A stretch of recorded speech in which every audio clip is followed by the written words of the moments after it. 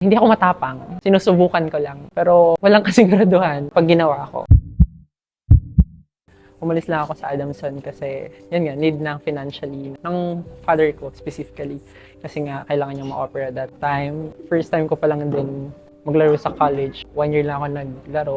Then, pumasok ko sa pro knowing na lahat ng mga players dito is talagang well-trained na. Tapos mga national team pa yung iba. So, napakalaking struggles nun. Ang hirap kasi bago ako sa environment.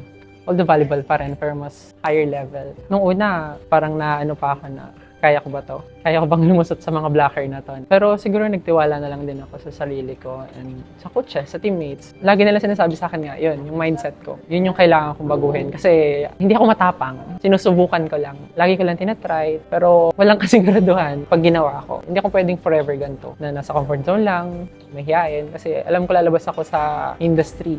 Kailangan kong kumausap ng tao. Weakness ko yung magtanong, magpatulong, kasi nga nahihiya ako.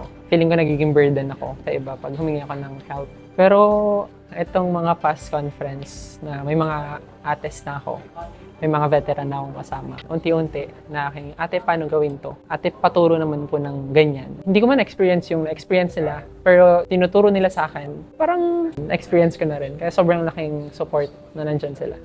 I am Trisha Tubu and this is Puso.